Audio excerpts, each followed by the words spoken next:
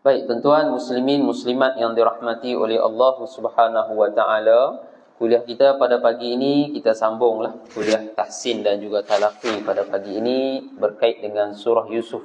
Surah Yusuf. Hari itu kita sampai di ayat yang ke-9, ayat yang ke-9. Maka pada pagi ini kita sambung kepada ayat yang ke-10.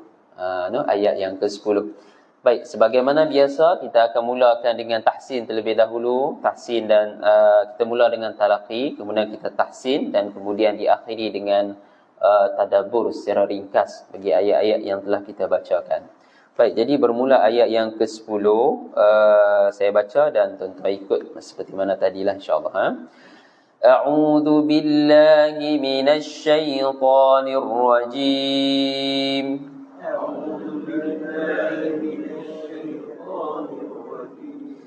Bismillahirrahmanirrahim.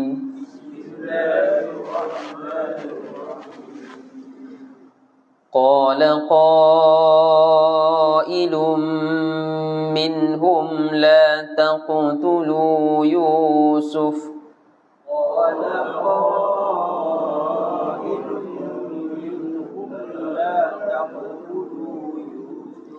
قال قائل منهم لا تقتلوا يوسف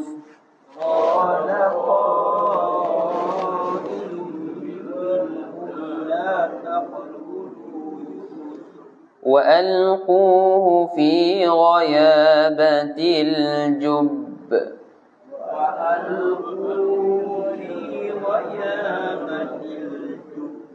يلتقطه بعض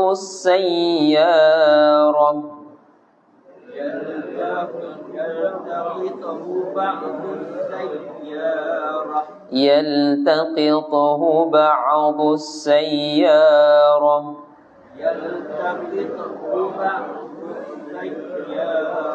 إن كنتم فاعلين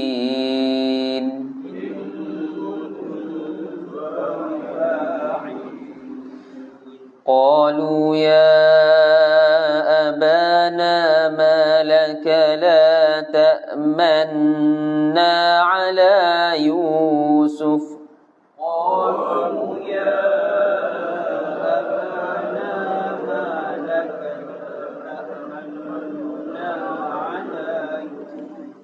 قالوا يا أبانا ما لك لا تأمنا على يوسف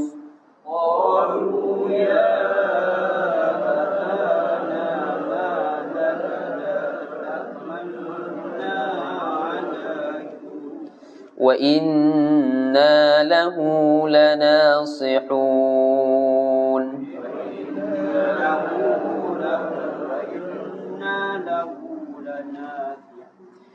أرسله معنا غدا يرتع ويلعب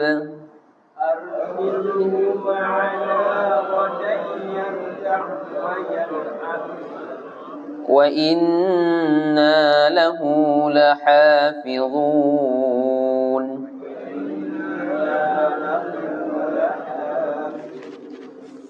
قال إني ليحزنني أن تذهبوا به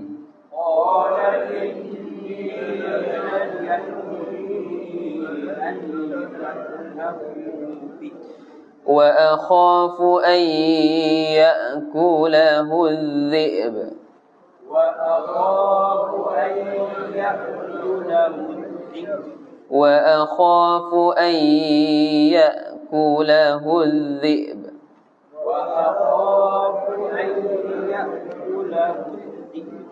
وأنتم عنه غافلون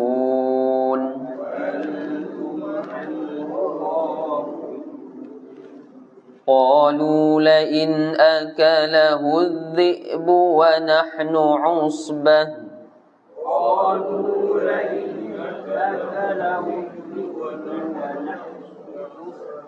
إن لخاسرون.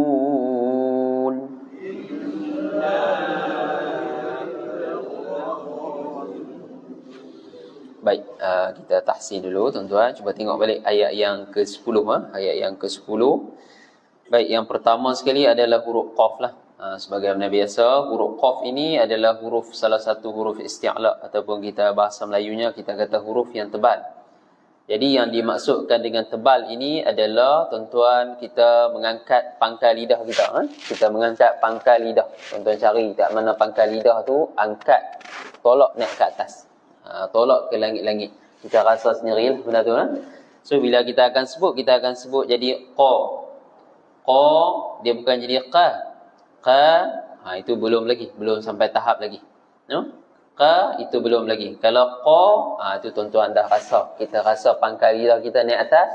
Itu baru dipanggil sebagai isti'la, kita panggil ataupun ketebalan dalam bahasa Melayunya. Baik. Jadi sebutan dia qala qa, qala qa, qa, qala qa. Dia akan bunyi macam tu. No? Baik, kemudian huruf lam. Huruf lam kita nipiskan saja, tuan-tuan. Bila nipis ni, bila saya sebut nipis, maka pangkal lidah kita akan relax turun ke bawah pula. Tadi kalau kita sebut tebal, pangkal lidah dia akan naik ke atas. No? Bila kita sebut nipis, pangkal lidah akan relax. Bila tuan-tuan sebut la, qala, la, turun balik. Tadi kalau qa, tekan naik. Jadi bila la, dia turun balik. Itu dia punya cara kita nak main dengan nipis tebal ni, lebih kurang macam itulah. No? Qala qa, qala la. Sebutan la bukannya la. Setengah orang dia sebut la. Nak pergi mana la? La ni, bila nak pergi la, la tu kita kata Melayu lah. No? Melayu. Dia bukan la, dia la. Tuan-tuan kena la sikit. Bukan la. Kalau la itu dia lagi condong. Kita tak mau yang tu. La tak mau, dia di antara. La dengan la tu tuan-tuan ambil tengah-tengah sikit. Qala la. Sampai tahap tu ya. La ma na ja ta ba la. Setakat tu je. Dia tak boleh la terlebih sangat, tak boleh tuan-tuan. Itu orang panggil, kalau mampu buat silakan, tak ada masalah. Qala qa. Di situ ada mat apa tuan-tuan? Mat wajib muttasil. Mat wajib muttasil. Sedia maklumlah benda ni. Mat wajib muttasil ni nak kenal dia senang je tuan-tuan. Huruf mat, alif mat ataupun ya mat ke tak kisah. Macam sini kalimah ni alif mat. Selepas daripada huruf qaf tu ada alif kan? No? Alif tu mana-mana tempat kalau bertemu dengan hamzah, no? Dalam satu kalimah pula. Qailun ni kita kata satu perkataan. Jadi kalau alif mat bertemu dengan hamzah dalam satu perkataan, maka itu kita panggil sebagai mat wajib muttasil. Mat wajib muttasil. Gitu no. Baik, orang tanya sebab apa kita panggil mat, no? Sebab apa kita panggil wajib? Sebab apa kita panggil muttasil? Itu nama lah kita kata, no? Tapi dia ada sebab-sebab dia lah, sebagaimana saya pernah terang sebelum-sebelum ni, saya ulang balik. Dipanggil dengan mat, maddun. Apabila kita panggil maddun ni tuan-tuan, no? Dia mat ni bermaksud panjang. Cuma kalau kita orang Melayu kita ada nama mat, no? MAT ataupun MAD. Kalau MAT tu saya tak pasti apa maksud dia. Tapi kalau maksud dia ada, no? Kalau kita pergi negara Arab contoh tuan-tuan, no? Kalau ada pelajar bernama mat, no? MAT. So dia suruh ubah. Dia kata eja dengan MD saja. Mim dal. Dia kata kalau MAT, mim alif ta, dia akan jadi mat. Mat ni kalau terjemah bahasa Melayu matilah. Bahasa mudah macam tu. No, wafatlah kita kata. Jadi mungkin bahasa Melayu dia ada maksud lain, tapi kalau nak terjemah ke Arab dia akan maksud itulah. MAT maksud mati, no? Okey. Jadi tapi kalau MAD itu lebih selamat. MAD ni kita nak abang kata dia panjang. Panjang tu boleh tafsir macam-macam. Panjang akal, panjang ilmu. Mungkin dia apa-apalah yang kita boleh tafsirkan cara baiklah, no? Tuan-tuan, tak ada masalah. Ataupun ringkasan daripada Muhammad. Muhammad mat pun boleh kita masukkan ringkasan daripada Muhammad. Boleh. Baik. Jadinya dipanggil mat ini panjang.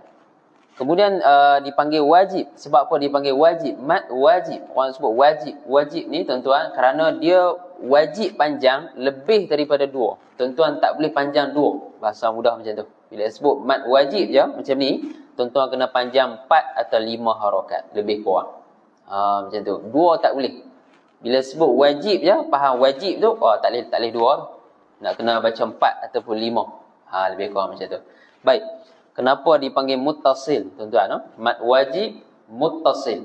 Muttasil ni kalau kita terjemah bahasa Melayu, dia bermaksud bersambung. Ataupun dia, kita kata, bukan melekat, tapi dia, kalau munfasil dia bercerai. Tapi ni dia bergabung. Macam tu.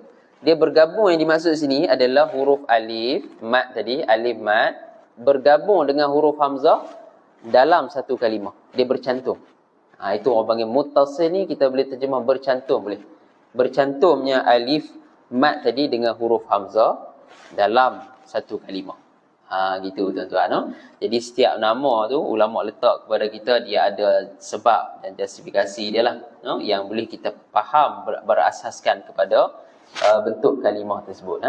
Baik. Kita nak panjang dia berapa harakat, sedia maklum macam saya sebut tadi adalah 4 ataupun 5 harakat. Maka 4 atau 5 macam mana kita nak panjang dia? Tuan-tuan tambah daripada 2 tadi. Kalau qala, qa itu 2. Maka tambah panjang sikit. Qala qaid, qala qa. Setakat tu pun okey. Qala qa. Setakat tu pun dah okey. Tak perlu panjang sangat pun tak apa. Cuma kadar mat ni dia berlebih kurang. Kita nak sama antara kita, dia agak sukar sebenarnya. Dia berlebih kurang. Asalkan lampau lebih pada 2, okey, tak ada masalah.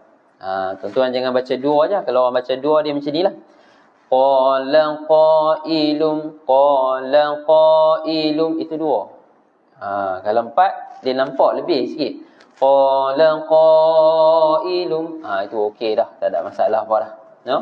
Okey, baik. Kemudian tuan-tuan, kita terus lagi. Qala qailum. Situ ada dengung situ. Tanwin. Tanwin bertemu dengan huruf mim. Itu adalah idgham ma'al ghunnah. Sedia maklum lah. Ma'al ghunnah. Baik, kenapa dipanggil ma'al ghunnah? Kerana dia ada dengung lah. Dia ada dengung di situ. Dengung berapa harakat tuan-tuan? 2 harakat lebih kurang. Macam mana dengung dia? Qala qailum ilum. Tahu tu tak apa dah. Kita main rasa dengung tu ke hidung. Kalau tuan-tuan tutup mulut tapi tak apa nak rasa main ke hidung tu, tak apa betul lagi lah. Bagi rasa main ke hidung, rasa macam gatal-gatal sikit ke hidung tu, dia main tu okey. Maksud dengung kita betul lah, tak ada masalah itu. Okey, baik. Kita bahasa Melayu kita rasa tak ada kot huruf yang berdengung-dengung ni, kan ada M lah mahu. Dia ada main ke hidung sikit. Jadi katanya Allah alam lah, katanya orang Melayu kita ni dia mudah tiru. Mudah tiru dia punya huruf-huruf daripada bahasa mana pun, insya-Allah kita boleh tiru. Wallah alam. Ramai duk kata macam tu. Kita pun tak pasti. Tapi yalah, kalau huruf-huruf Arab ni bukannya huruf kita kan. Tapi kita boleh tiru, sebahagian daripada majoriti kita ni boleh tiru. Cuma seorang dua lah mungkin kita agak suka sikit. Tapi majoriti kita, orang Melayu kita boleh tiru. Huruf-huruf ni yang walaupun tak ada dalam bahasa Melayu sebahagiannya, tapi kita boleh tiru. Baik. Kemudian minhum, tuan-tuan, minhum, nun mati bertemu dengan ha. Nun mati bertemu dengan ha itu adalah hukumnya izhar. Izhar halqi. Itu nama dia. Orang tanya pula, izhar halqi ni dia kata, ustaz, kita nak sebut macam mana? Nak sebut macam mana masa nun sukun dengan nak pi kepada ha tu? Maka senang je tuan-tuan. Tuan-tuan jelaskan betul-betul huruf nun tu. Contoh dia macam ni. Qala qailum minhum, minhum, min. Dia sampai n tu. M-I-N. M-I-N. Sampai jelas n tu. Tu orang panggil jelas, orang panggil. Izhar tu jelas. Dia nak suruh kita jelaskan dia punya makhraj. Tempat keluar bagi huruf N tu, huruf Nun tu, dia suruh jelas. Jangan duk pergi masuk dengan huruf H tu, tak mau. Dijelaskan N dulu, baru masukkan H. Jelaskan Nun, baru masuk H. Macam tu tuan-tuan. Okey, baik. Kemudian orang tanya pula, pasal apa yang dipanggil izhar tu, kita gabung dengan nama halqi tu. Izhar halqi. Izhar halqi. Maka izhar kita dah tahu dah tadi, maksud jelas. Jelaskan huruf Nun. Tapi yang dimaksudkan dengan halqi tu apa dia tuan-tuan? Halq ni halqum kita. Sedia maklum lah. Halqum. Tengkok kita ni. Sebab apa dipanggil izhar tengkok? Jelas tengkok. Tengkok apa dia tu? Maka tuan-tuan boleh tengok selepas daripada huruf nun tu huruf apa? Huruf ha. Ha ni mai daripada mana? Mai daripada tengkok. Dia nak abang kata nun mati tu bertemu dengan huruf tengkok. Jadi jelaskan nun apabila bertemu dengan tengkok. Huruf yang berada di tengkok. Itu dia punya sebab yang dipernamakannya, antaranya sebabnya yang tu Baik, kemudian terus lagi. Qala qailum minhum, hum bukan hum. Setengah orang dia sebut HOM. HOM agak kurang tepat, tapi still tak ada masalah lah. Tapi kalau yang lebih tepat adalah HUM. Sebenarnya HUM. Minhum, hum bukannya home. Minhum, hum itu HOM. Kurang tepat lah. Itulah lahjah lah kita kata, Melayu dengan Arab lah. Kalau Arab dia HUM. Minhum, hum bukan hum. Minhum, macam tu. Sama macam siratal ladzina an'amta alaihim, bukan alaihim. HEM kurang tepat. HIM itu lebih tepat. Kita belajar lah bagi betul kan. Baik, kemudian la taqtulu, la taqo itu ada qalqalah tuan-tuan. Qalqalah di sini tuan-tuan nak bunyi macam mana? Kalau huruf qaf yang sukun ini, maka bunyi dia punya tabiat asal bagi huruf qaf tu. Taqo. Dia punya qa. Dia tak punya qa ataupun qu, taqu. Walaupun ada mazhab-mazhab yang sebegitu tapi yang masyhurnya dia bunyi hakikat sebenar huruf tu taqo. Sebagaimana tuan-tuan tebalkan huruf qaf, qa. Dia bunyi ke arah situ. Taqo. Taqtulu, la taqtulu, taqo. Macam tu. Dan sedikit peringatan kepada tuan-tuan. Kalau qalqalah macam ni, yang jenis tengah-tengah kalimah ni, tengah perkataan ni, dia tak boleh kita tahan dia. Tuan-tuan duk buat tahan sebelum masuk qaf tu macam ni. Tahan ni macam ni La tuan-tuan tahan sat baru lepas. Itu tak boleh. Dia kurang tepat orang panggil. Kurang tepat. Jadi tuan-tuan kena sekali jalan je. La taqtulu, taqatu. Sekali jalan, licin orang panggil. Itu cara nak punya qalqalah yang jenis ada di tengah-tengah perkataan ni. Dia jenis macam tu. Tuan-tuan licin kan. Jangan duk ada sekatan-sekatan tak mau. La taqtulu, taqatu. Macam tu cara dia tuan-tuan. Boleh praktik lah pada macam-macam lah. Kita dalam surah-surah lain pun banyak. La taqtulu Yusufa wa alquhu fi ghaya. Huruf ghain. Sekali lagi kita jumpa huruf ghain ni tuan-tuan. Dia bukan ra. Setengah orang fi ghaya, fi gha tak boleh. Dia kena macam tadi kak. Pangkal lidah kita kena angkat macam huruf qaf tadi. Qa ra. Sama. Dia punya bunyi, dia bunyi o tu sama tuan-tuan. Wa alquhu fi gha. Angkat pangkal lidah. Gitu. Kita kena jaga tuan-tuan. Dalam surah Fatihah kat mana kita jumpa huruf ghain ada dua tempat ghairil dua tempat. Ghai satu, mau satu. Kebanyakan sebahagian orang dia sebut macam mana tuan-tuan? Ghai tak apa kena. Dia bukan ghai, dia bukan ra, dia ra. Tuan-tuan kena berbunyi ra tu. Ghairil ghai. Masuk ya baru kita nipis. Masa ada ra tu angkat pangkal lidah bagi habis. Ghairil mar bukan mar. Kalau mar itu kurang tepat. Mar kurang tepat. Mar dia pi ke arah depan sikit. Au. Bukan muncung mulut. Jangan kita faham muncung. Cuma pipi tersorong ke hadapan itu tak apa. Tak ada masalah. Cuma jangan muncung macam wah itu tak boleh. Itu cara dia kalau tuan-tuan nak baca lah dalam Fatihah tu. Baik, tapi semua tu kesalahan apa tu tuan-tuan? Kesalahan khafi saja. Dia bukan kesalahan jali. Dia bukan membatalkan semayang tak. Tuan-tuan baca ghairil mag ke apa semua tu dia tak ada batal semayang. Yang batal tukar huruf itu. Tukar huruf, tukar baris. Sebahagian pandangan kata yang mengubah makna terus batal. Itu agak bahayalah. tukar baris, tukar huruf, itu agak bahaya dalam sembahyang. Itu tuan-tuan kena jaga. Tapi sikit-sikit dengung panjang pendek apa semua tak apa lagi, tak ada masalah. Tapi seboleh mungkin bagi betul lah. Okey, kemudian kita sambung sikit lagi tuan-tuan. Apa tadi? Wa alquhu fi ghayabatil jubb.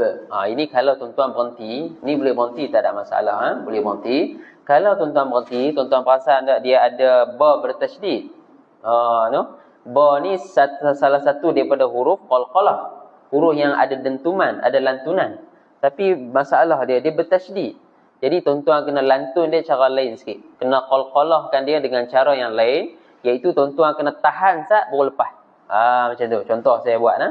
Wa alquhu fi ghayabatil jubb. Jubb. Saya lambatkan sikit. Itu memang dia punya cara kita nak sebut qalqalah yang ada tasydid ni, style dia macam tu. Jubb. Jubb. Lepas pada jubb kita berhenti sat, dia macam bukan berhenti, dia macam tahan lepas. Macam tu. Cara dia tuan-tuan. Okey, baik. Kemudian satu lagi saya nak peringatkan kepada tuan-tuan adalah bila kita qalqalah ni di akhir bunyi ba tu, tuan-tuan jangan duk bunyi ada hamzah sukun belakang. Ba tu tak boleh. Ba. B-E-K tak mau. Dia B-E sahaja. Ba sahaja. Ba. Bukan ba. Macam ada sekatan di belakang tu tak mau. Ba tak boleh. Ba saja. Jub. Macam tu ya. Ba. Dia tak boleh. Ba. Itu kurang tepat juga. Tapi orang tak perasan. Kalau kita baca pun orang tak perasan. Ni orang panggil halusan. Kita nak memperhalusi, dia macam itulah cerita dia. Tapi kalau terlajak tu tak apa. Tak ada masalah apa. Okey, baik. Kemudian yaltaqita. Ini pun qalqalah juga. Qalqalah huruf ta ni agak sukar sikit sebahagiannya nak sebut. Sebab ta dia tebal. Qita. Bunyi ta. Qitahu. Sambung pula dengan huruf ha. Susah jugalah. Susah. Yaltaqita. Taqitahu. Baru masuk ha belakang tu. Kita kena berlatih banyak kali ni. Baru dia boleh. Kalau sekali baca je memang dia akan berpusing-pusing sikit lah di sini. Sebab dia main dengan huruf lam, lepas tu huruf qaf, lepas tu huruf ta, lepas tu mai pula huruf ha bulat di tengkok kita. So dia bertukar-tukar huruf. Kena nak fasih ni dia kena ulang kataan ni selalu. Baru dia fasih lah. Baik. Kemudian yaltaqituhu ba'dus sayyarati in kuntum fa'ilin. Okey, ni saya tak mahu terang panjang lah. Saya nak terang kat tak mana tu sebenarnya sebab kita dah lewat ni. Qalu ya abana ma laka la ta'man. Sini apa dia tuan-tuan? Sedia maklumlah, semua orang pun dah maklum. Sini orang panggil sebagai adalah ismam sini. Ismam ni itu istilah dia. Ismam ni tuan-tuan, nak terjemah ismam tu. Ismam diterjemah dalam bahasa Melayu bermaksud ciuman orang panggil. Bila kita cium orang, mulut kita dia akan membulat. Dia akan macam wow tu. Au. Tuan-tuan muncul macam tu. Orang tanya nak muncul macam mana lagi ustaz yang boleh mudah faham? Senang je. Tuan-tuan cuba bariskan huruf dhammah, huruf yang baris hadapan. Bu, tu, ju, nu. Muncul macam tu, itulah yang akan dibuat di sini. Jangan lebih, jangan kurang. So macam mana? Tuan-tuan nak muncul time bila? Ketika mana tuan-tuan masuk je nun tu, tak man, masuk dengung tu, terus muncul. Itu bahasa mudahnya macam tu. Ta'man, macam tu. Ta'man, masuk nun terus kita terus kita muncul. Dia ada banyak mazhab di sini ada dua mazhab lah, saya ringkaskan tuan-tuan. Dia ada yang kata terus masuk nun terus muncul. Ada yang kata bagi dengung sikit dulu baru muncul. Tu macam-macam cara, tak ada masalah apa. Nak terus muncul boleh, nak tunggu dengung sikit baru muncul boleh. Itu semua orang panggil cara praktikal ni, tak ada masalah benda ni tak ada masalah. So kalau nak selamat kita terus muncul lah. Masuk nun terus muncul. Habis muncul zaman bila? Apabila dah habis kita habis dengung, habislah muncul.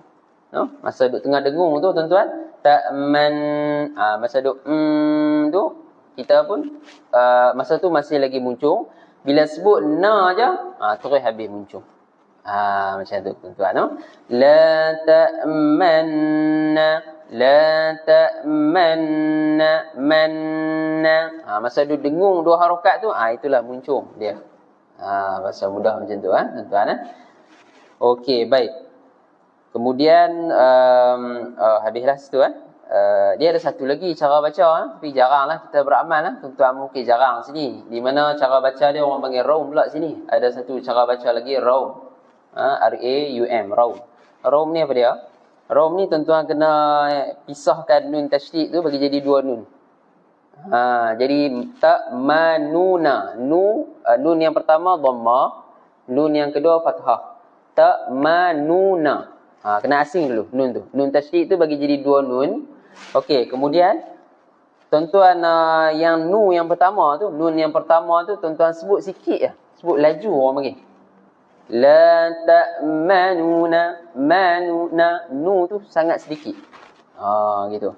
La ta'manuna, la ta'manuna. Nak kata nun tu kita nak muncul habis tak? Nak sebut dhammah yang habis tak? Dia sebut sikit je. Itu orang panggil raum. Susah sikit nak buat. Melainkan tuan-tuan kena berlatih selalulah. Tapi tak apa. Kalau tak mau buat pun tidak ada masalah. Tapi kalau nak belajar, kena buatlah. Kena buat. No? Sebut, kalau bahasa saya selalu guna, sebut laju. Nun yang pertama tu laju. Laju terus masuk na yang kedua tu. La ta'manuna, la ta'manuna. Macam tu. Dia nak bunyi tu macam sukun. Tapi tak.